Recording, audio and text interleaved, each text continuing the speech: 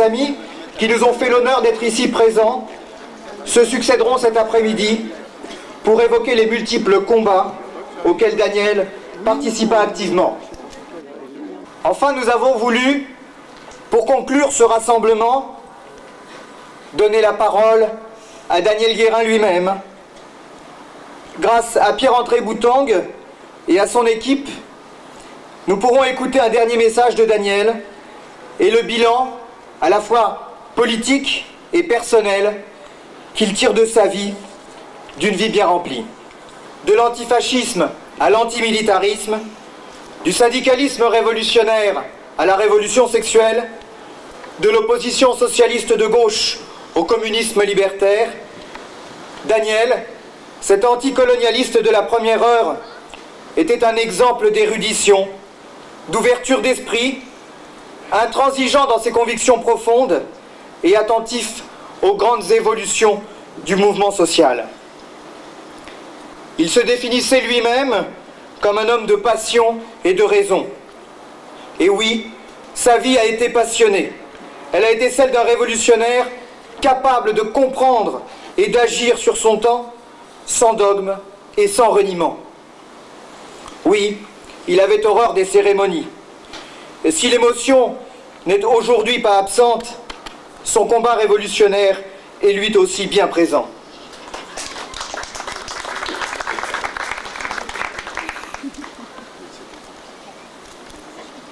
Est-ce que Monsieur Lefebvre et Madame Chambellan pourraient venir pour témoigner de l'époque où Daniel était à la gauche révolutionnaire?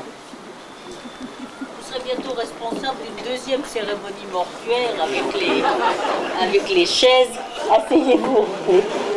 Je voudrais juste évoquer brièvement l'activité la moins connue sans doute de Daniel Guérin, celle du Daniel Guérin des années 30, que je n'ai connu qu'enfant, bébé et avant ma naissance, mais que par personne interposée, parce que le Daniel Guérin des années 30, ça fut la seule période de sa vie où il fut un militant au sens classique du terme, dans les partis et les organisations, classique mais original, puisqu'ils avaient choisi une voie qui n'était ni celle du stalinisme, ni celle de la social-démocratie. Après avoir été un jeune homme excentrique, et avant d'avoir le feu dans le sang, ou même s'il l'avait, il séparait à l'époque sa vie personnelle et sa vie de militant, il s'engagea à son retour d'Indochine, d'abord dans la social-démocratie. Il alla voir Blum, parce qu'il pensait que Léon Blum était le plus apte à comprendre les vocations révolutionnaires d'un fils de famille. Et c'est Daniel Halévy qui l'envoya à Pierre Monat, fondateur de la Vie ouvrière et de la Révolution prolétarienne, en lui recommandant son jeune cousin, plein de savoir, de caractère et d'intelligence, soucieux et passionné de révolution marxiste et prolétarienne. Et Daniel Guérin, inscrit aux jeunesses socialistes et à la section de Belleville du Parti socialiste, a été vite rebuté par l'électoralisme social-démocrate, et c'est par Pierre Monat qu'il s'intégra au groupe de la révolution prolétarienne et qu'il entra en 1930 dans un hebdomadaire, Le Cri du Peuple, hebdomadaire du comité des 22 pour la réunification syndicale, pour lutter à la fois contre le réformisme de la CGT et contre la mainmise du PC sur la CGTU.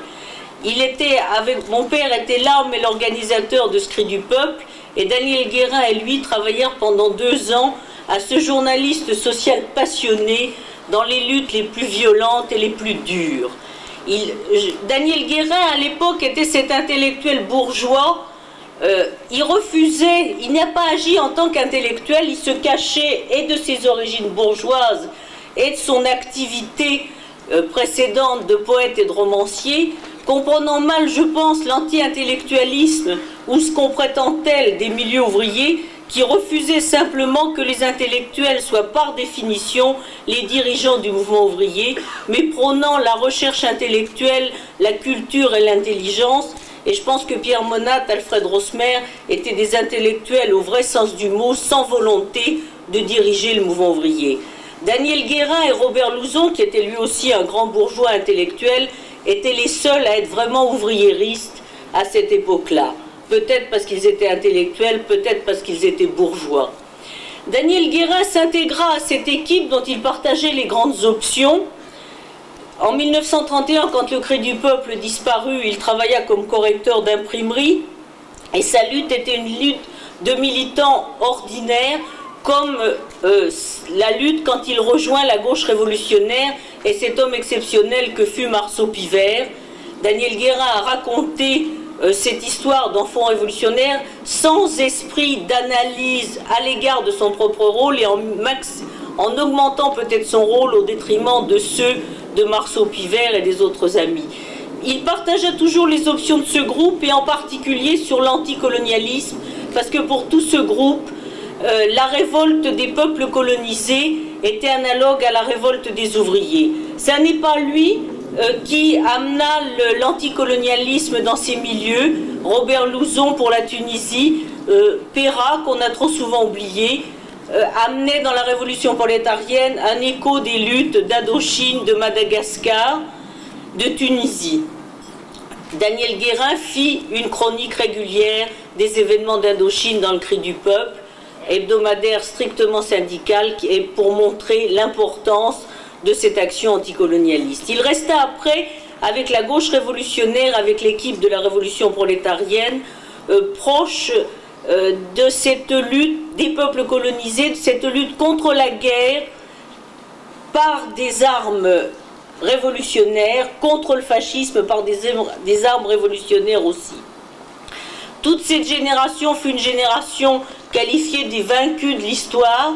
Ils ont subi les luttes, les insultes, la haine. Ne leur faisons pas subir après l'injure de l'oubli, et parce que je crois que ce ne sont pas eux qui ont besoin d'être réhabilités, et peut-être ce sont eux les vrais vainqueurs de l'histoire.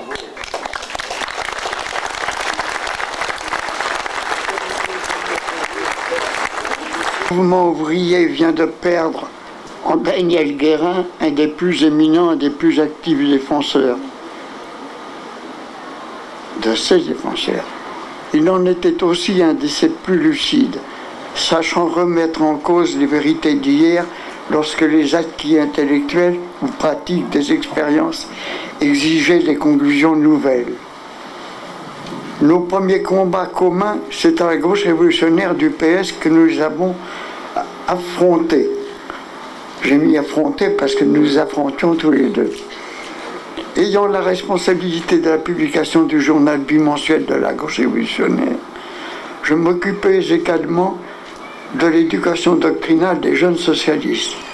Daniel soutenait la fraction la plus portée à la bagarre, surtout au sein des TPPS, toujours prêts pour servir, organisme de défense fondé au Parti socialiste et qui était composé de militants extrêmement actifs et bagarreurs quand il le fallait. Moi, poursuivant avec Boris l'étude de la doctrine et nous efforçant de tirer l'expérience de la défaite du mouvement ouvrier allemand et de l'effondrement de nos illusions sur la révolution russe, massacrant ses fondateurs, asservissant et massacrant son peuple et son armée, la fameuse armée rouge dont l'épopée nous semblait devenir contestable.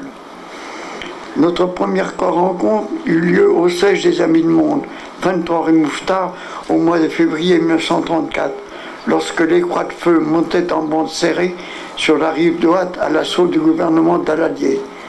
Daniel allant et venant en bicyclette.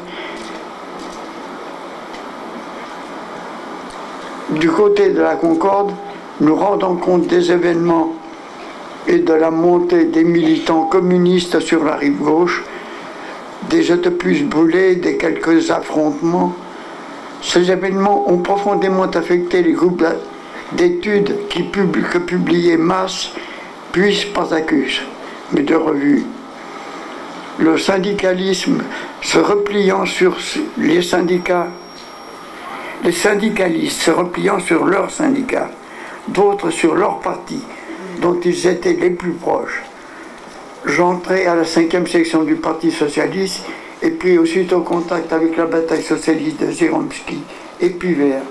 Avec Marceau, nous fûmes d'accord pour créer la gauche révolutionnaire.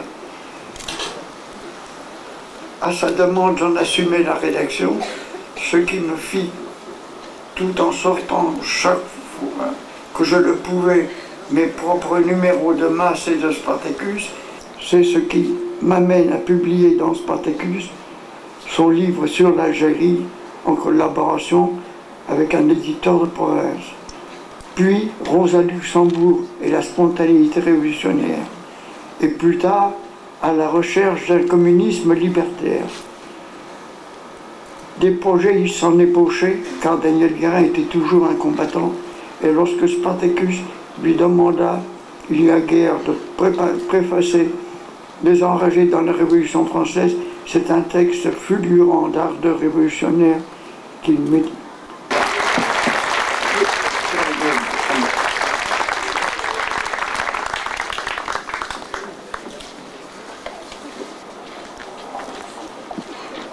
Bien, nous remercions René Lefebvre des éditions Spartacus et Madame Chambellan d'avoir voulu témoigner.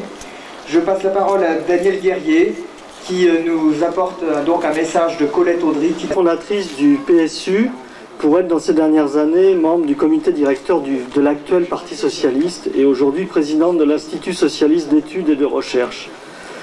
Colette Audry est par ailleurs écrivain. Mais entré en politique en 1930, avec un rapport sur l'Indochine prémoniteur de la grande émancipation des colonisés, lui qui ont le mieux senti notre époque et qui l'ont modelé en profondeur.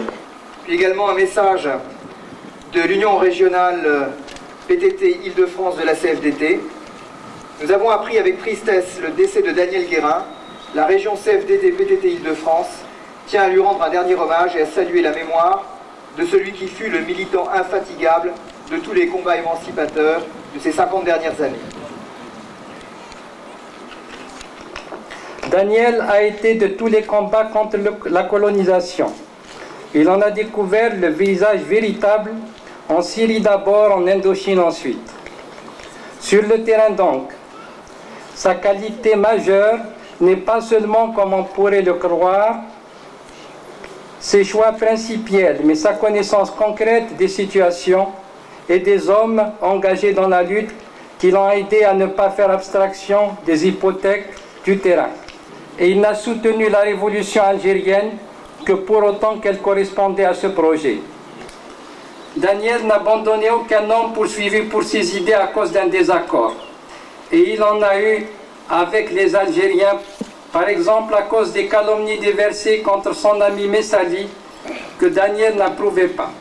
Il a d'ailleurs combattu ces calomnies à cause des persécutions engagées contre la gauche autogestionnaire avant le coup d'État de 1965, à cause de la répression administrative contre les ouvriers et contre les éléments de cette gauche.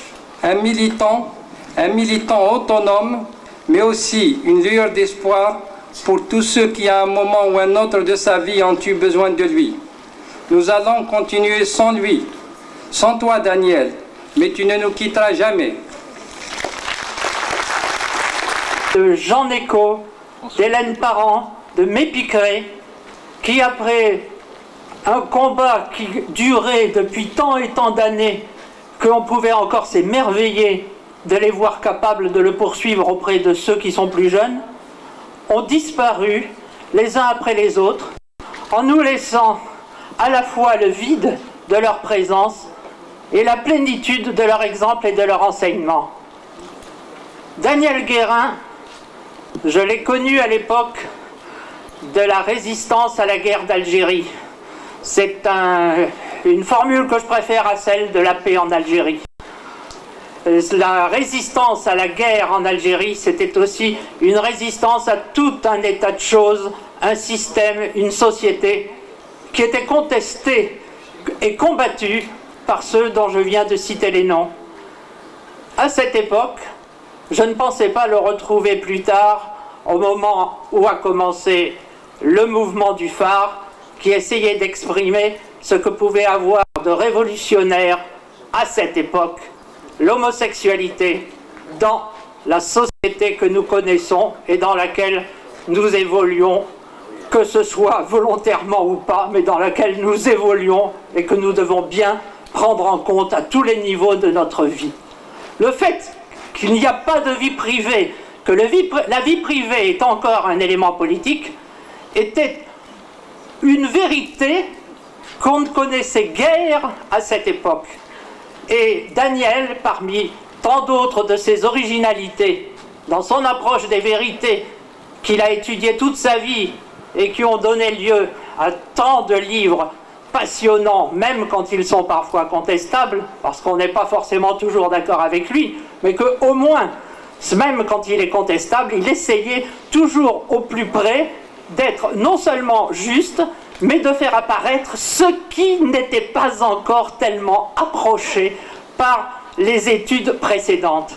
Eh bien, Daniel avait eu cet étonnant courage, à l'époque, de pouvoir à la fois se dire et homosexuel et révolutionnaire.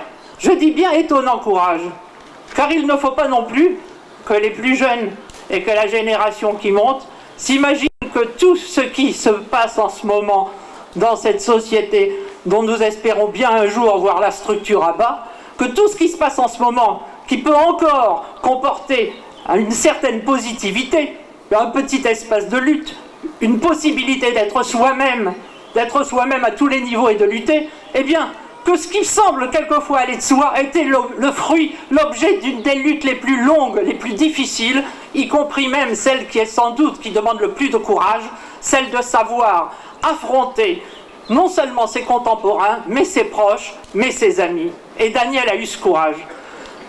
Dans les dernières années de sa vie, quand nous parlions ensemble des connaissances qu'il avait, des personnes qu'il avait rencontrées, et entre autres de Mauriac, de François Mauriac, avec qui il eut une longue amitié, il me faisait souvent rire, car il avait beaucoup d'humour, cet homme, contrairement à ce que certains disent en disant qu'il était rigide.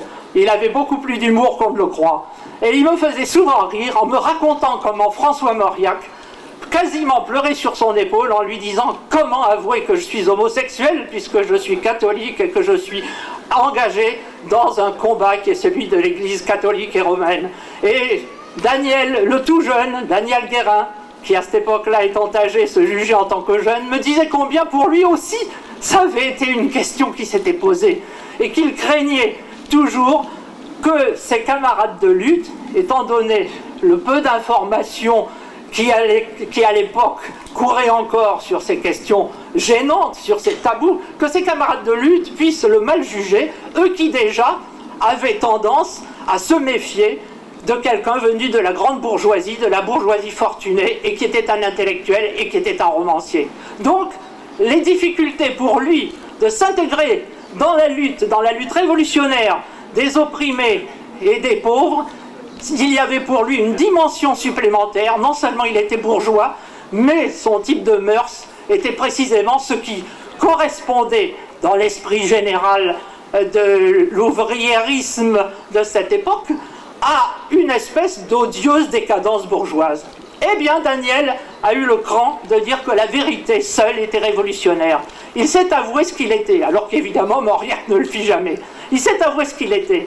Il l'a été, et il a même su aller plus loin, extirper, faire apparaître au plein jour ce que, à cette époque, pouvait avoir de subversif, une position qui n'était pas si privée que cela, mais qui était publique dans le relationnel, dans l'attitude envers le monde, dans le rapport aux autres, et qu'à ce niveau-là, il lui était donné, avec un grand courage, car vraiment ça le méritait, de pouvoir dire « Oui, je suis cela et je suis révolutionnaire ». Et au lieu d'être contradictoire, pas du tout, je peux trouver la liaison entre une attitude soi-disant privée, mais qui est une attitude d'exception, entre guillemets, par rapport à la société courante, et le fait que, étant déjà marginalisé par mes goûts personnels que je n'ai pas choisis et que j'ai reçus en naissant, je suis donc d'autant plus à même de comprendre qu'à de tout autre niveau, comme celui de l'économique et du social, déjà, des gens peuvent naître défavorisés. Même si sur ce plan-là, moi, je suis favorisé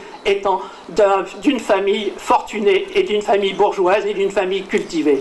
Et c'est ainsi que Daniel, déjà âgé de 65 ans, a rejoint les rangs du phare, qui s'intitulait à ce moment-là le Front homosexuel d'action révolutionnaire, qui depuis a disparu, puisque nous savons maintenant qu'avec l'évolution d'une société où le profit s'organise de mieux en mieux pour faire de tout capital, et bien qu'à l'heure actuelle, de plus en plus, ce qui a paru si subversif et si révolutionnaire à une certaine époque, de plus en plus se fait intégrer dans une société de consommation et dans une possibilité de tirer de l'argent, des goûts personnels, des rêves, des façons d'être d'une minorité, même si cette minorité est très étendue, et qu'il s'agisse d'une minorité, comme on dit, érotique.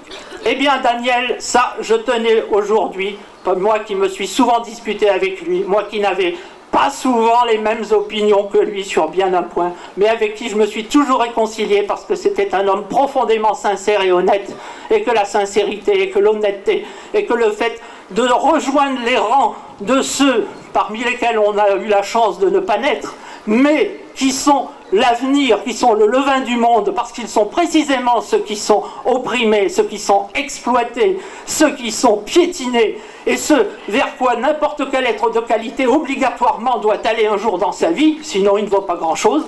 Eh bien Daniel, qui a eu ce cran, et qui a eu le cran aussi de dire ce qu'il était, parmi ceux qui l'entouraient, et dont il avait un double intérêt à se faire bien voir, donc qui a eu le courage non seulement d'affronter son milieu d'origine, mais le milieu qu'il avait choisi, et qui jusqu'à la fin, malgré l'âge, malgré les infirmités, malgré les maladies, était toujours en voyage de comité de soutien en comité de soutien, de meeting en meeting, de rencontre en rencontre, pour secourir soit ceux qui étaient jetés en prison sous des prétextes ignobles, soit les peuples qui sont persécutés et dispersés, disséminés, et qu'on essaye d'exterminer au nom d'un ancien holocauste, comme si les victimes d'hier pouvaient justifier celles d'aujourd'hui.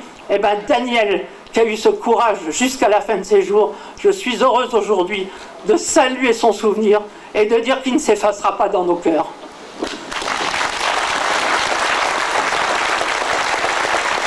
Daniel Guérin était un intellectuel militant, honnête et brillant, qui a mis son intelligence, sa générosité, sa qualité d'écrivain au service de la lutte contre l'injustice et l'oppression. Pour nous, beaucoup des ouvrages, des écrits de Daniel Guérin font partie de la formation de base que reçoivent tous ceux qui rentrent dans nos rangs. Dans l'annuaire téléphonique, sur ses cartes de visite et les pétitions qu'il signait, Daniel Guérin s'annonçait avec désinvolture et modestie comme un homme de lettres.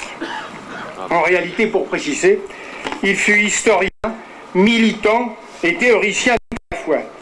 Trois qualités rarement réunies dans une même personne et que lui-même ne séparait pas.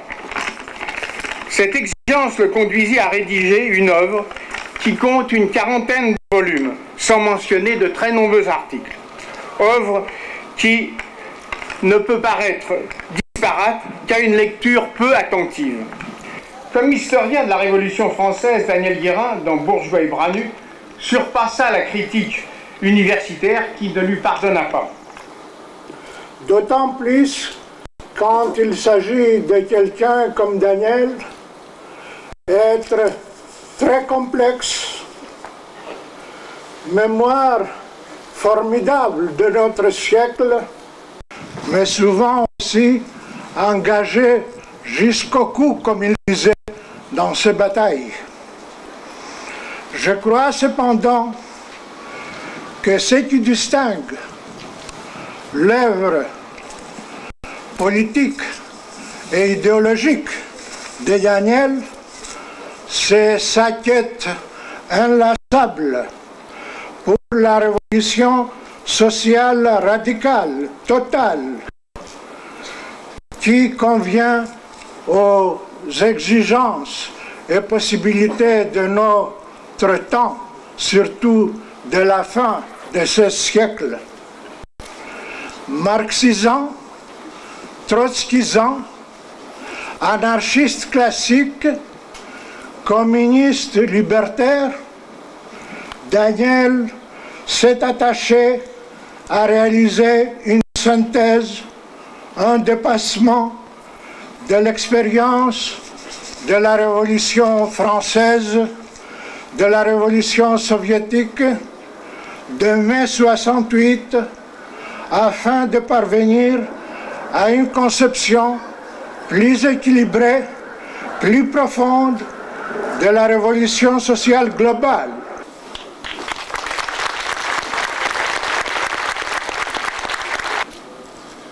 C'est au bénéfice de l'âge, je pense, bénéfice contestable, mais aussi parce que nous fûmes des amis de très longue date, que notre organisation commune, l'UTCL, m'a confié le soin d'évoquer le souvenir de Daniel Guérin et de rendre hommage à sa vie de militant. Hier soir, je recevais aussi un autre message, celui de nos amis très chers de l'organisation socialiste libertaire de Suisse romande, qui s'associait entièrement à l'UTCL dans l'hommage que nous rendons à Daniel. Le choix du lieu ne peut surprendre pour un hommage à Daniel Guérin, pour qui les fédérés de 71 étaient les fils des bras nus de 92 et 93 dont il a si bien parlé. Nous ne sommes ni des bigots, ni des frères prêcheurs révolutionnaires. Ne nous attendons donc pas à un dithyrambe, ni à des pleurs. Je ne dresserai pas ici la froide statue d'un monstre de cohérence révolutionnaire, de cohérence dogmatique, et nous nous refusons à considérer comme qualité suprême cette sorte d'infaillibilité pontificale qu'affectionnent trop de prétendus révolutionnaires. Il est évident que celui qui prend toujours et sans attendre le parti des victimes et des insurgés rencontre parfois l'ingratitude et la déception. Je ne citerai que quelques exemples de taille.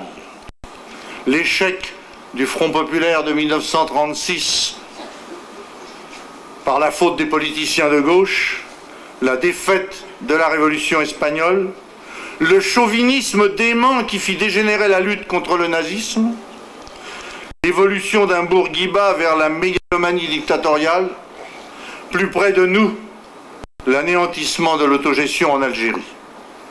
Nous ne ferons ici qu'évoquer la chaleur et le talent du journaliste et de l'écrivain, la rigueur exigeante de l'historien. Mais ces deux facettes de la personnalité de Daniel s'intégraient parfaitement dans le cheminement difficile qui marque une très profonde honnêteté politique. De Mehdi Ben Barka. Au nom de la famille de Mehdi Ben Barka, je viens ici saluer la mémoire de Daniel. Je voudrais aussi dire combien nous partageons la douleur de la famille et des amis de Daniel. Pour nous, la mémoire de Daniel est indissociable de 20 ans de lutte pour la recherche de la vérité sur l'assassinat de mon père. Avec Daniel, dans le comité pour la vérité, ce fut un combat tous les jours, une recherche inlassable. Et grâce à Daniel, grâce à son acharnement, un coin du voile a été levé. Grâce à Daniel, un certain nombre de points ont pu être éclaircis. Grâce à lui, aucun témoignage n'était négligé, aucune voix n'était minime. Malheureusement, son combat n'a pas abouti. Il est mort avant que toute la vérité soit faite. Et par sa mort, la recherche pour la vérité a perdu un grand combattant, la famille de Mehdi a perdu un grand ami. Et le meilleur hommage qu'on puisse lui rendre, c'est de poursuivre la lutte pour que toute la vérité soit faite. Merci.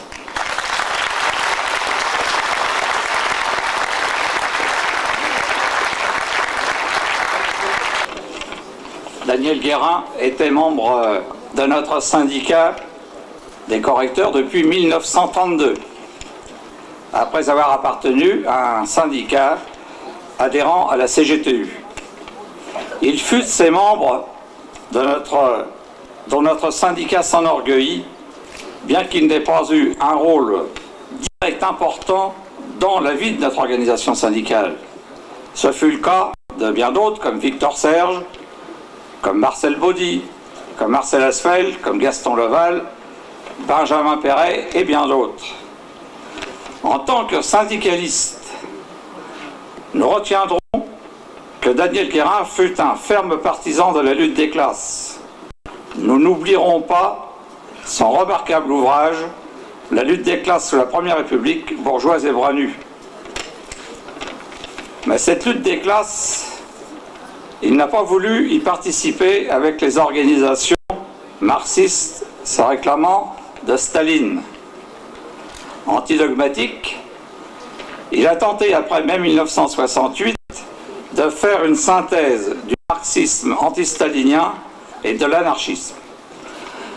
C'était probablement trop tôt, c'est peut-être même impossible, mais cette double hérésie lui valut des attaques trop virulentes et dogmatiques des gardiens de la foi des deux bords. Le syndicat des correcteurs salue le militant de tous les jours, l'écrivain, le théoricien, le syndicaliste que fut Daniel Guérin. Il rend hommage à sa recherche constante de la vérité, dont la cause, comme il l'a écrit, se confond avec celle de la classe ouvrière. Camarade Guérin, adieu, salut et fraternité. Parler ici un peu d'un livre qui pour moi est son livre principal, qui est son livre sur la Révolution. Ça s'appelle La lutte des classes sous la Première République, et c'est celui qui crée bourgeois et bras nus. Et c'est en partie à cause de ce livre que j'ai compris l'importance des mots pour désigner les classes, la lutte des classes, des mots pour parler de la Révolution, pour en parler au passé et pour en parler aussi au présent.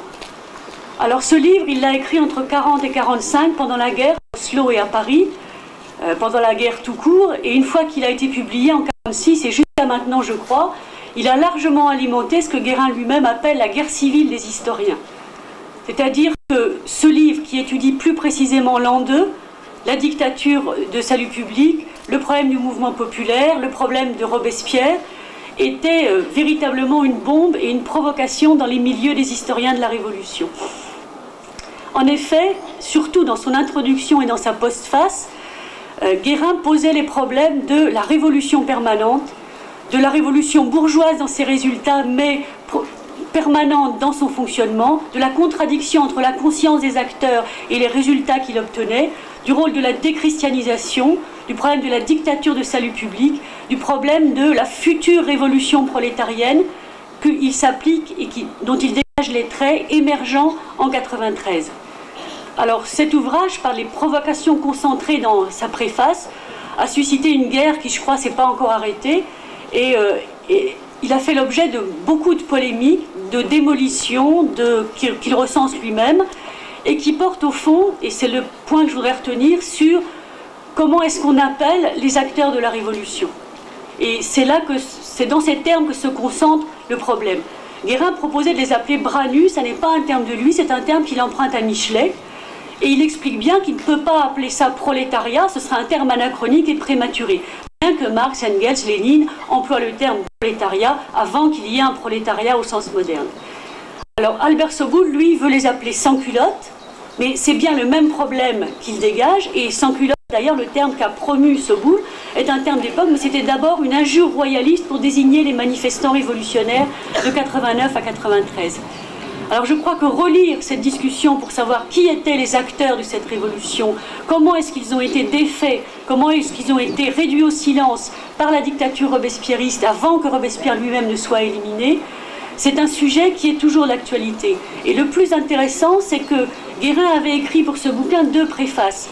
L'une qu'il a mise plus théorique, plus historienne, mais où il annonce la couleur, où ses autorités sont Marx, Engels, Lénine et Trotsky, le Trotsky de l'histoire de la révolution russe et le Trotsky de la révolution permanente, et une autre qui n'a pas publié avant 60, mais qu'il a publié après, sous le titre La Révolution française et nous, qui est plus provocatrice, il dit lui-même, moins orthodoxe, plus volontariste, plus libertaire. Ce sujet d'interrogation, qui a maintenant bientôt 200 ans, était toujours actuel pour Guérin et l'est toujours pour nous.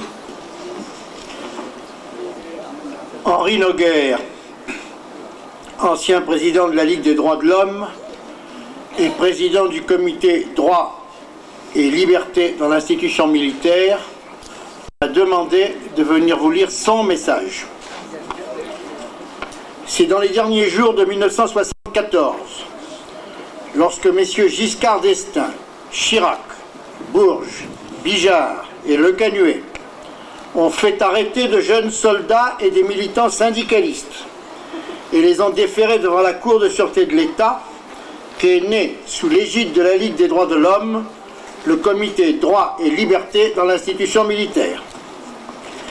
Présent dès le premier jour, actif et assidu jusqu'à son dernier jour, Daniel Guérin était l'un des fondateurs et des principaux animateurs de ce comité, et le meilleur hommage que nous puissions lui rendre est de promettre ici, en ce lieu symbolique, que ce sigle cristallin et narquois, le GLIM, continuera de résonner aussi longtemps qu'il le faudra aux oreilles de tous ceux que notre action dérange. La participation active de Daniel Guérin aux travaux du GLIM suffirait à démontrer, s'il en était besoin, la diversité des composantes de ce comité. Il y côtoyait volontiers, lui, l'antimilitariste à tous les sens du terme, des hommes qui, se refusant à rejeter l'institution militaire en tant que telle, se contentent de dénoncer ceux qui l'ont faite et qui la font encore telle qu'elle est. Un vieux débat oppose à l'antimilitarisme que condamnaient allègrement ces tribunaux militaires que le GLIM a contribué à faire quasiment disparaître, le sens que tous les dictionnaires de la langue française donnent au mot militarisme. Ce débat n'est jamais venu altérer la volonté d'action commune au sein du GLIM entre ceux qui croient possible et utile, comme Jaurès, une bonne institution militaire et ceux dont était Daniel Guérin qui n'y croient pas. C'est parce que le GLIM s'est toujours placé au-dessus de cette divergence et parce que Daniel Guérin nous a donné dans ce domaine de multiples preuves de son esprit tolérant qu'il m'a paru normal, ne pouvant malheureusement me dégager d'obligations antérieurement acceptées, de demander à un vice-amiral d'escadre, qui est aussi l'un des fondateurs et des principaux dirigeants du GLIM, d'apporter notre dernier salut aux militants antimilitaristes et communistes libertaires qui nous a quittés. Lorsque j'ai rencontré Daniel pour la première fois, c'était il y a plus d'un demi-siècle au temps du Front populaire. Il était alors aux côtés de Marceau Pivert, un de ceux qui disaient « tout est possible ». L'histoire s'est chargée de nous apprendre que tout est toujours possible, certes, mais dans les deux sens. L'histoire et les combats que nous avons menés, pas toujours les mêmes combats et pas toujours ensemble, mais en respectant toujours ceux qui, avec rigueur, accordaient leurs actes à leurs idées. Daniel Guérin fut de cela, et notre amitié, dont je veux dire qu'elle était pour ma part renforcée par l'estime, s'est trouvée satisfaite de constater qu'au fil des temps, les combats que nous menions côte à côte étaient chaque jour plus nombreux. Exiger inlassablement qu'il y ait plus de droits et plus de liberté dans l'institution militaire, espace de non-droit traditionnel, n'était qu'une de ces luttes parmi bien d'autres. Rester fidèle au message de Daniel Guérin, c'est continuer à mener de front, désormais sans lui, tous ceux de ces combats dans lesquels nous l'avons rencontré. Merci. Et pour ceux qui ont participé aux dernières manifestations de soutien aux Kanaks, samedi dernier avec le FLNKS et mercredi dernier avec la ISDPK, ils savent combien les militants Kanaks ont tenu à saluer la mémoire de Daniel Guérin. Donc Jimmy Ouney voulait être parmi nous aujourd'hui. J'espère que vous comprendrez en fonction de l'actualité pourquoi il n'est pas là. Et c'est pour ça que je vais présenter ce message à sa place. Daniel Guérin, jusqu'au dernier jour de sa vie, a été un militant anticolonialiste. Et on a cité longuement son engagement aux côtés des Algériens. On a parlé de son engagement aux côtés des Antillais, des Polynésiens. Et je veux souligner son engagement jusqu'à ces derniers jours aux côtés des Kanaks, tenant à rencontrer Jean-Marie Tjibaou en 85, peu de temps après la mort d'Éloi Machoro, tenant d'ailleurs aussi à faire une déclaration après cette exécution du militant qui était Éloi Machoro, alors qu'il était déjà très âgé, qu'il avait du mal à se déplacer. Nous avions dû le transporter spécialement, mais il y tenait particulièrement. Et jusqu'à ces derniers jours, il nous a demandé à être tenu au courant de ce qui se passait en Calédonie. Connaissant Daniel Guérin depuis plus de 20 ans, je sais très bien qu'au jour d'aujourd'hui où le soutien de la lutte des Kanaks va être vraisemblablement beaucoup plus difficile, où un certain nombre de nos amis timorés risquent d'avoir des problèmes de conscience à continuer à soutenir nos amis Kanaks, qui eux sont acculés au désespoir. Depuis des mois, nous avons interpellé non seulement le peuple français, mais aussi les institutions en disant qu'on allait vraisemblablement vers une catastrophe. La catastrophe aujourd'hui arrive et je peux dire au nom de Daniel Guérin, et l'ayant connu suffisamment pour cela, que ce n'est pas quand il devient plus difficile de soutenir une lutte parce que cette lutte vit des épreuves très dures, très noires, qui vont vraisemblablement donner aussi une répression tout aussi difficile, ce n'est pas à ce moment-là qu'il faut les abandonner. Et je pense que si Daniel était parmi nous, ce n'est pas aujourd'hui non plus qu'il abandonnerait les Kanaks.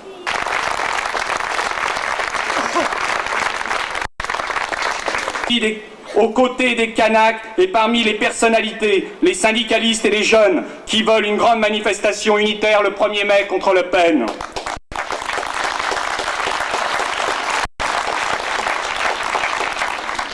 À l'occasion de 1989, pour la commémoration de la Révolution française, d'autres avant moi l'ont souligné, son travail et son analyse de lutte de classe seront d'un apport très important.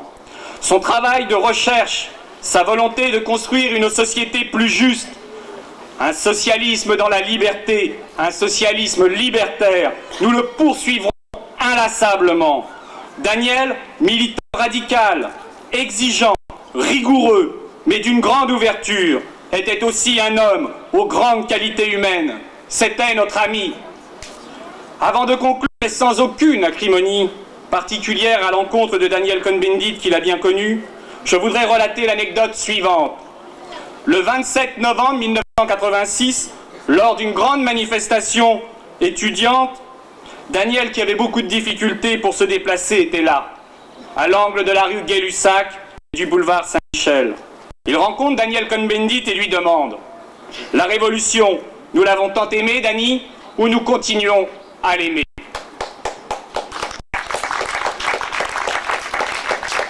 À ce propos, voilà ce qu'il disait en 1977.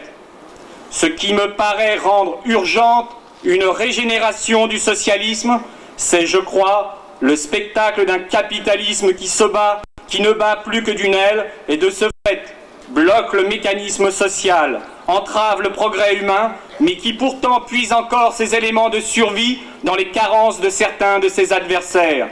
Il est encore temps, il est grand temps de renverser la vapeur. La révolution de demain se fera, me semble-t-il, par en bas ou ne se fera pas. Salut Daniel. En 68 comme en 86, Daniel était dans la rue avec la jeunesse. Malgré son état de santé déjà fragile, Daniel a vraiment tenu à participer aux manifestations de l'hiver 86. Ce fut ses dernières manifestations. Jusqu'au bout, les mouvements de la jeunesse ont suscité chez lui l'espoir, l'enthousiasme, jamais amoindri malgré l'expérience de plus d'un demi-siècle de lutte. Pendant tout l'hiver 86, Daniel se sentait revivre à travers les luttes. Il vibrait avec nous. Nous l'appelions tous les jours pour lui tenir au courant des événements. Il insistait pour qu'on passe le voir. Et il nous écoutait avec passion, lui raconter les manifs, les AG, les occupations à la faculté de Nanterre. En 68, Daniel était aux côtés des Nanterrois du 22 mars. En 86, il était encore là, avec nous, les étudiants libertaires de Nanterre. Le printemps, en hiver, a été court et la lutte devait continuer. Un mois plus tard, réunis dans son appartement, nous fondions le collectif Jeunes Libertaires. On l'a embarqué dans notre aventure, il est devenu notre directeur de publication et son état de santé devenu critique, il a continué à collaborer à notre journal. Le collectif Jeunes Libertaires a perdu un militant de valeur, écrivain, historien. Les écrits de Daniel restent pour nous un patrimoine, une référence. Mais Daniel, ce n'était pas Monsieur Guérin, Ce n'était pas l'ancien combattant, ce n'était pas l'ancêtre. Daniel, c'était notre camarade. Jeunes militants, l'expérience nous manquait. Mais jamais, jamais nous n'avons vu Daniel nous imposer une idée, une décision. Dans les discussions, il avançait avec nous. Nous étions unis, complices, au-delà des générations, de notre effort inlassable pour le combat de notre idéal. Daniel, c'était le camarade, le complice. Daniel, c'était aussi l'ami, un ami qui avait beaucoup à nous raconter. Je me rappelle de ces après-midi où j'allais le voir. Il me racontait son voyage au Vietnam en 1930. En 1930, c'était les premières poussées anticolonialistes en Indochine. Ému, Daniel me disait que les nationalistes vietnamiens clamaient, avant d'aller se faire fusiller, « Vive Victor Hugo ». Revenu de ce voyage, Daniel nourrissait des sentiments anticolonialistes profonds. Son combat pour la liberté des peuples à disposer d'eux-mêmes allait devenir incessant. Ami des Kanaks aujourd'hui, ami des Vietnamiens hier, Daniel, avant d'être l'écrivain, l'historien, aimait les hommes et les femmes, voulait les voir libres et heureux. Nous n'oublierons ni l'homme, ni son combat. Ma vie n'a pas été faite par moi, elle a été faite par un destin qui était extérieur à moi. J'ai jamais l'impression d'avoir suivi un plan tracé à l'avance et de l'avoir bien suivi. J'ai l'impression que tout est venu comme ça, de façon improvisée, inattendue et non voulue. Il n'y a pas eu que de belles choses. Certainement, certainement. Il n'y a pas eu de belles choses, ça c'est certain. J'ai souvent été esclave de mes sens. Mais alors avec la faculté de me rattraper très vite après, de retrouver mon libre arbitre très vite. Et le regret de choses que vous n'avez pas faites, il existe? Il n'existe pas trop, mais quand j'entends les récits des actes sexuels que commettent aujourd'hui les jeunes qui sont libérés... Plus que je ne sais pas, que des livres que vous auriez pu écrire et que vous n'avez pas écrits. Je regrette aussi les livres que j'aurais pu écrire et que je n'ai pas écrits, notamment de ne pas avoir écrit de fiction. Je voudrais t'exprimer ma profonde reconnaissance pour tout ce que je te dois.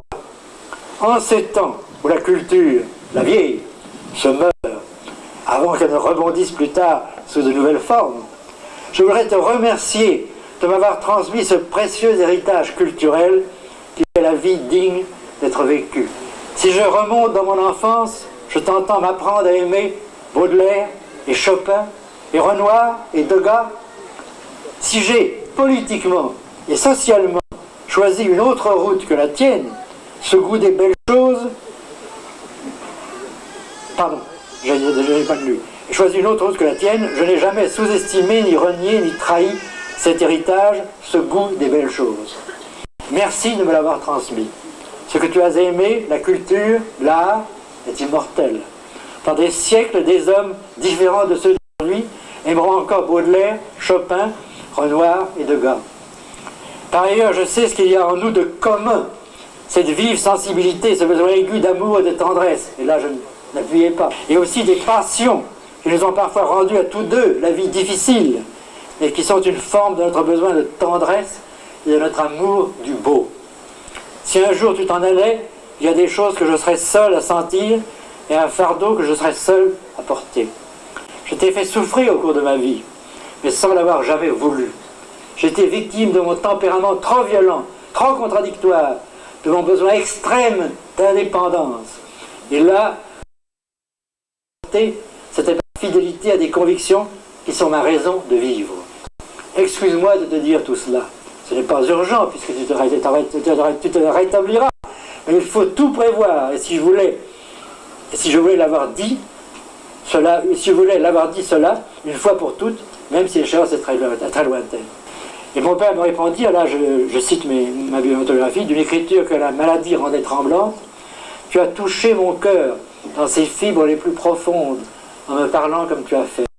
C'est une consolation pour moi. Pour ce qui est des biens culturels, je suis tranquille. Et c'est une grande joie pour moi, en relisant ta lettre, de voir combien tu leur restes attaché. Encore une fois, je te remercie avec une grande émotion de me l'avoir dit, mon bien cher fils, que, comme ta grand-mère, j'ai chéri plus que mes autres enfants, mon premier-né, la plus grande joie de ma vie, je te sers ce pauvre cœur qui t'a tant aimé. Ça me fait pleurer. Produite par la 7 et donc diffusée sur FR3.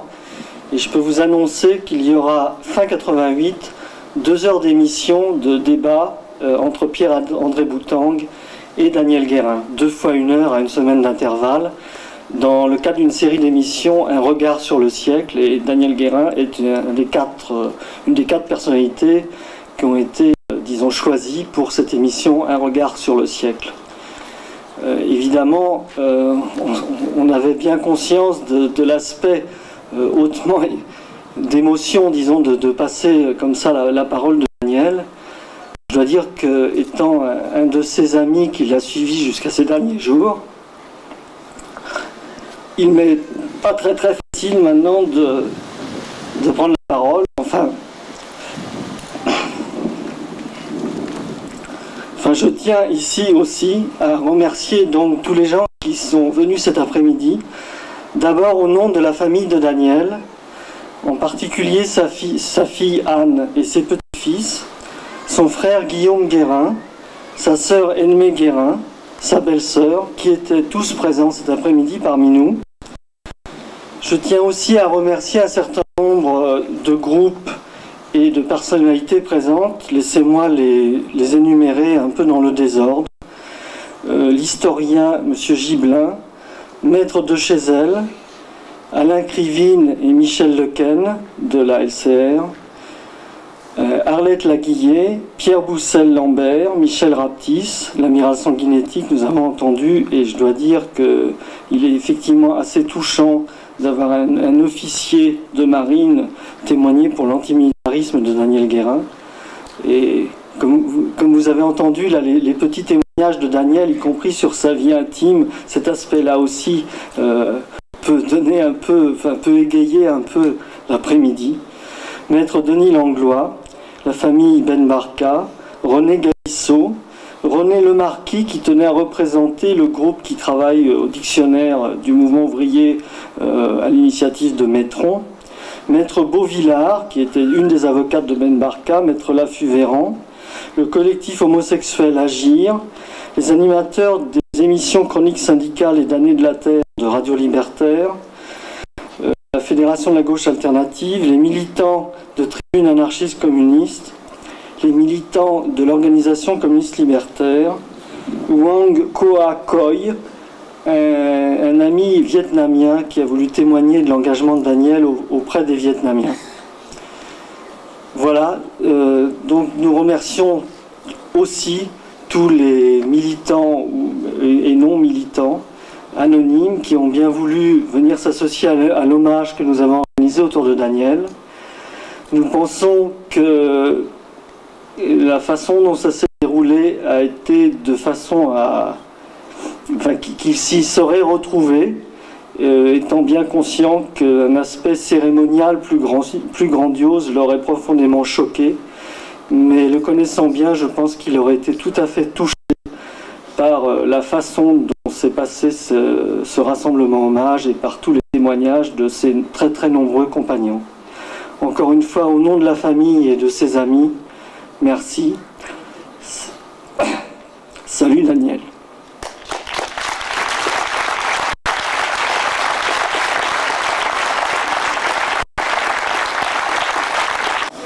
Quand nous chanterons le temps des cerises et guerre signale